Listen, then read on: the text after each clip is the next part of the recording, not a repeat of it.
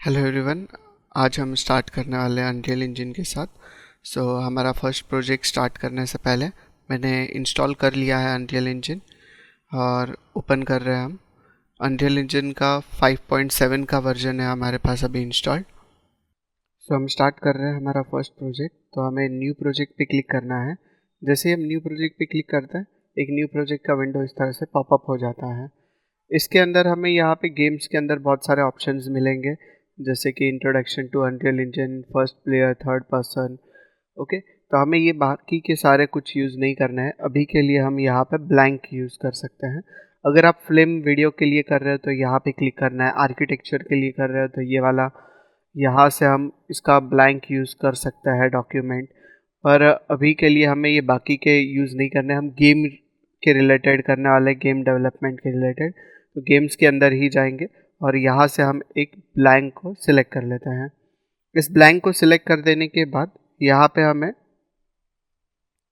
इसके अंदर हमें ब्लूप्रिंट्स के थ्रू करना है या सी प्लस प्लस के थ्रू करना है। तो हम ये दो ऑप्शन है हमारे पास। अगर सी प्लस प्लस करते हैं तो हमारे पास यहाँ पे एक एरर कोड भी आ रहा है कि सी प्लस प्लस इसके अंदर इंस्टॉल नहीं है। तो अगर आप सी प्लस प्लस के थ्रू करना चाहते हैं तो कर सकते हो। पर ये मतलब वीडियोस में मैं आपको यही बताऊंगा कि ब्लूप्रिंट्स के थ्रू ये किस तरह से क्रिएट होता है। ब्लूप्रिंट्स के थ्रू काफ़ी इजी भी हो जाता है क्रिएट करना। सी प्लस प्लस के थ्रू डिफ़िकल्ट होगा कोई भी गेम क्रिएट करना। तो हम ब्लूप्रिंट्स के थ्रू ये क्रिएट करेंगे। एंड देन यहाँ पे एक और ऑप्शन आता है जिसका मतलब ओल्डर वर्जन्स में यहाँ पे एक ऑप्शन आता था स्टार्टर कंटेंट करके। स्टार्टर कंटेंट एक फोल्डर रहता है जिसके अंदर बहुत सारी बाय डिफ़ॉल्ट चीज़ें हमें पहले से वो दे देता है, जैसे बॉक्स है, क्यूब है, कोल्यूजन ऑब्जेक्ट्स है। ओके, तो वो हमें चेक ऑन करना होता था। तो यहाँ पे वो कोई ऑप्शंस हमें मिल नहीं रहा है, तो ये ऑप्शन यहाँ से निकाल दिया है। पर अगर हमें चाहिए तो हम बाद में भी ऐड कर सकते हैं। तो मैं आपको ये लेटर ऑन बताऊंगा कि किस तरह से ऐड किया जाता है। उसके बाद यहाँ पे हर एक ऑप्शन आता था रे ट्रेसिंग का, जो निकाल दिया है यहाँ से फिर से। तो ये ऑप्शन भी हम आगे जाके यूज़ करेंगे। ये रे ट्रेसिंग किस लिए होता है इसका आप नोट डाउन कर सकते हो। रे ट्रेसिंग यूज़ कर सकते हैं अगर हमारे पीछे में गुड एक एकदम हाई क्लास का ग्राफिक कार्ड यूज़ हो रहा है, तो ही हम रे ट्रेसिंग का यूज़ कर सकते हैं, वरना रे ट्रेसिंग नहीं यूज़ कर पाओगे। ओके, सो ये रे ट्रेसिंग को यूज़ करना है या नहीं करना है ये डिपेंड करेगा आपके ग्राफिक कार्ड पे। तो हम लोकेशन सिलेक्ट कर सकते हैं कहाँ पे ये सेव करना है। तो डेस्कटॉप पे हम सेव कर लेंगे इसको। डेस्कटॉप में जाते हैं। डेस्कटॉप में जाने के बाद यहाँ पे एक न्यू फोल्डर क्रिएट करना है। ये हमारा प्रोजेक्ट रहेगा जिसके अंदर हम गेम क्रिएट करने वाले हैं। तो गेम नेम से इसको हम यहाँ पे क्रिएट करते हैं इस तरह से। सिलेक्ट फोल्डर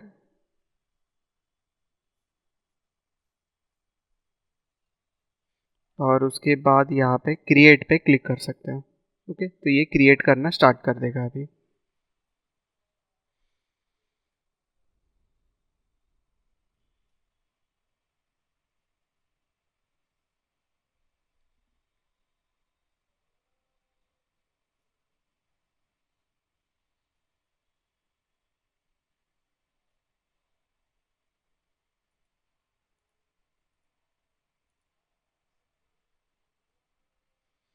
इसके शेडर्स जो लोड हो रहे हैं इसमें थोड़ा सा टाइम लगता है। तो जैसा आपके पीसी का कॉन्फ़िगरेशन होगा उस हिसाब से उतना टाइम लेगा स्टार्ट होने में।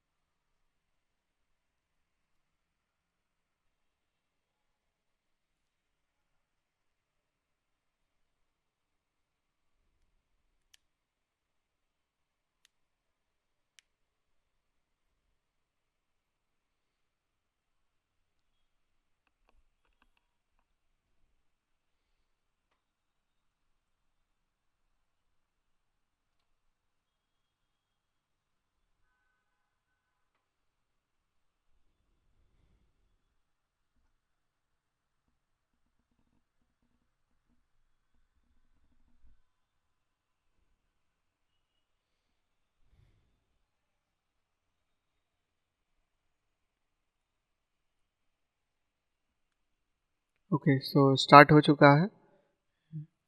स्टार्ट हो जाने के बाद यहाँ पे चेक ऑन करके ओके पे क्लिक कर देते हैं।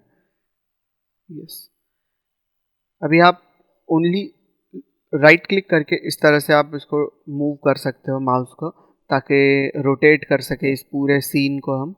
और इस सीन को हम यहाँ पे बोलते हैं एक लेवल। ओके, सो इस लेवल के अंदर हम जाके यहाँ पे मूव कर सकते हैं। अगर आप कीबोर्ड पे गेमिंग कीज प्रेस करते हो, जैसे कि डब्ल्यू प्रेस करने से आप आगे की तरफ मूव करोगे।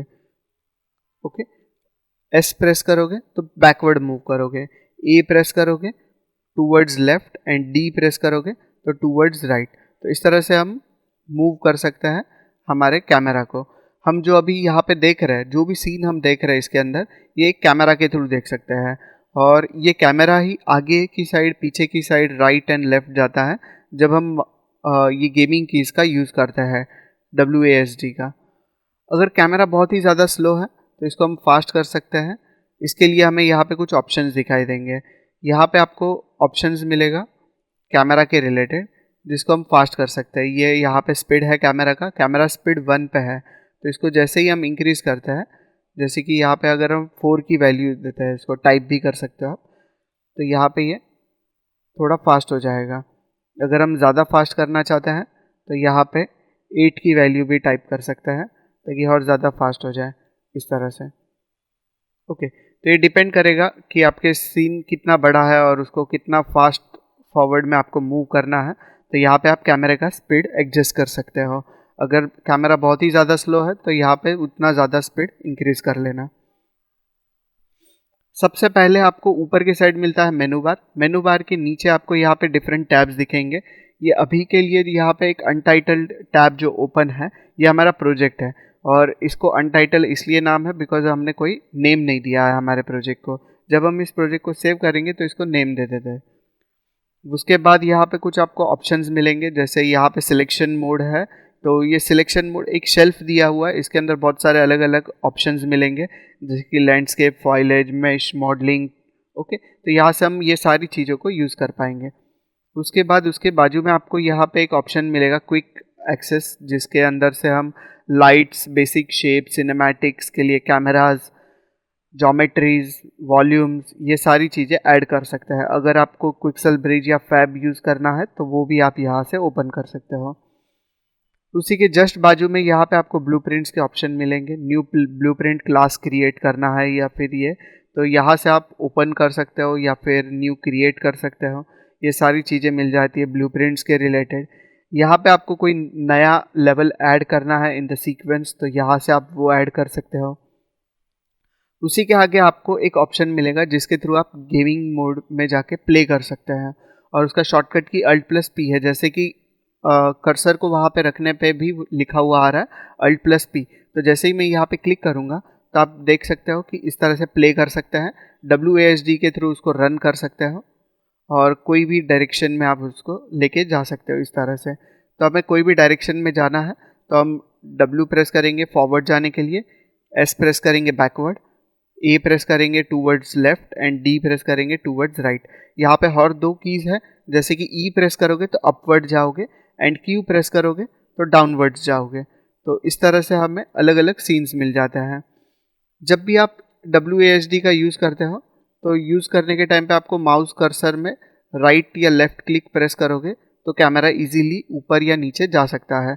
अगर आप प्रेस नहीं भी करोगे इस वाले वर्जन में तो भी आप डाउनवर्ड्स या फिर अपवर्ड जा सकते हो। अगर ज़्यादा नीचे की तरफ जाओगे तो ये एक स्टैटिक मैश है, इसलिए वो नीचे नहीं जा पा रहा है। अगर ये वाला मैश स्टैटिक नहीं होता तो आप नीचे भी जा सकते हो, जैसे कि ये ग्राउंड सरफेस जो दिख रहा है इसके नीचे। ओके, तो लैंडस्केप है, इस लैंडस्केप के नीचे हम नहीं जा पा रहे हैं।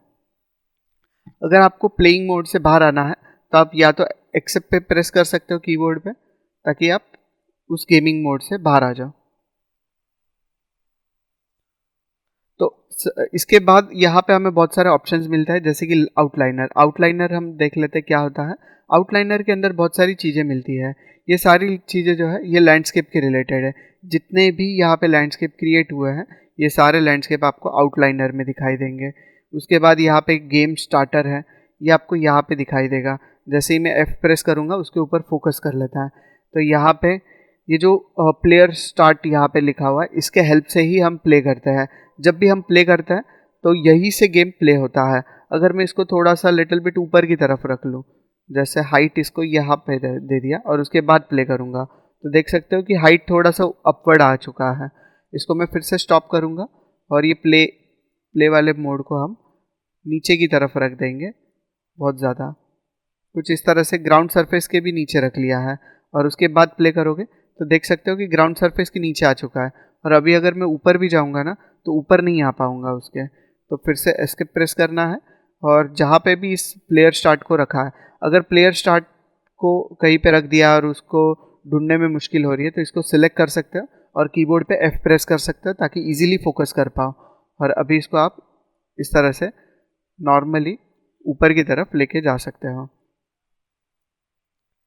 ये जो 3 डायमेंशनल आपको यहाँ पे दिख रहा है, इसको हम बोलते हैं गिज्मो।